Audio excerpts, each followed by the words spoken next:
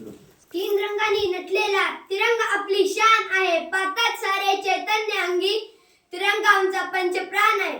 सर्वांना नमस्कार. माझे नाव श्रेयस संदीप काळे आहे. आदरणीय व्यासपीठ, पूज्य गुरुजन वर्ग आणि माझ्या सर्व मित्र मैत्रिणींनो, आज मी जे काही दोन शब्द सांगणार आहे ते तुम्ही शांतपणे ऐकावे ही माझी नम्र विनंती. प्रजासत्ताक दिन 26 जानेवारी रोजी प्रत्येक शाळा, कॉलेज, सरकारी कार्यालयात उत्साहाने साजरा केला जातो. या दिवशी आपल्या राष्ट्रध्वज मानाने फडकवून सलामी दिली जाते. या राष्ट्रध्वजाचे भारतीय इतिहासात मानाचे स्थान आहे. आज प्रजासत्ताक दिनाच्या निमित्ताने राष्ट्रध्वजाची माहिती समजून घेणे महत्त्वाचे ठरते. प्रत्येक देशाचा स्वतंत्र राष्ट्रध्वज असतो. आपल्या देशाचा राष्ट्रध्वज तिरंगा आहे. आपल्या भारत देशाचे हे महत्त्वाचे वैशिष्ट्य आहे. आपला तिरंगा राष्ट्रध्वज हा भारताची एकता, अखंडता आणि राष्ट्रीयता याचे प्रतीक आहे. राष्ट्रध्वजाला आपण वंदन करतो. राष्ट्रध्वजामध्ये सर्वात वर केसरी रंग आहे.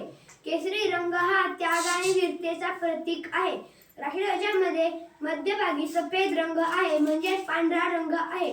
पांढरा रंग हा सत्य आणि शांतीचे प्रतीक आहे. राष्ट्रध्वजामध्ये खालील बाजूस हिरवा रंग आहे. हिरवा रंग हा संपन्नता आणि समृद्धता याचे प्रतीक आहे.